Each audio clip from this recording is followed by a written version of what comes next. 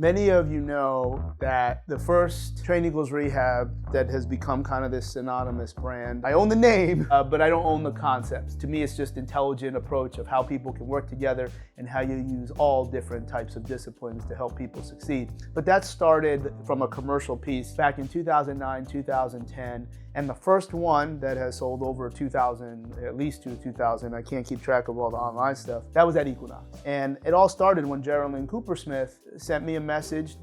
Maybe I knew the name, maybe she knew mine, but asked if I could deliver that type of information for Equinox, if I could do that for their tier 4. They have levels of trainers, and their highest level of trainers are tier 4. As the years went on, it later became tier X. And over the years, especially the first couple, especially the first few years, which would have been like 2010, 2012, every year there'd be like a cohort of the trainers that had to get in. It was basically if I remember correctly way back then, you had to dedicate every weekend for 6 months to get to this higher pay grade and this higher level of recognition within their company. So it was a significant commitment. And I had no say, and nor did I want any say in if somebody should get through or not. But of course, you'd give feedback on who was, whatever different questions were had or skills. And it probably bothered a lot of people at Equinox that I would always get, high marks on the monkey survey because I kind of did my thing. I've said for a long time, that was like my incubator. That was where I got to try things. I had 3 days.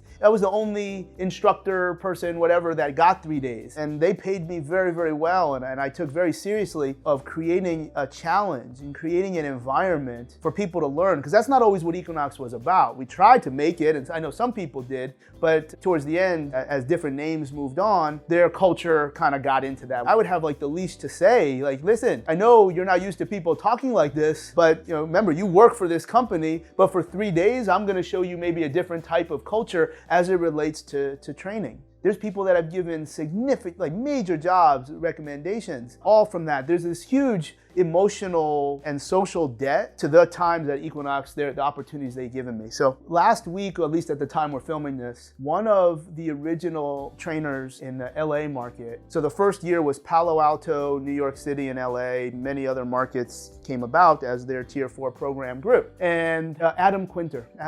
And you may know of him because, first of all, he does not break in his hat. That means he's from LA. But obviously, in certain parts of the country where professional athletes live, you have a significant opportunity to get access to them and when you can do good work. And Adam is very, very well known for being involved not only in coordinating the fitness of a lot of NBA players, but also working with Chris Johnson. At least in basketball language, he's called the trainer, doing skills work in conjunction with the training, which I think is to get people to work together, that's the whole thing that I'm always talking about. It doesn't even matter if I or any one person says that's good work. The fact that 2 people are working together is the only chance you have for 1 + 1 to equal more than 2, which can happen when you bring good people together. But when there's a lot of individuals, dozen or so, that when I say a lot, that I still keep in touch with, there's a lot of very, very positive dialogue going in both directions of students from the very, very first one in Palo Alto, the very, very first one in New York City, and the very first one in LA.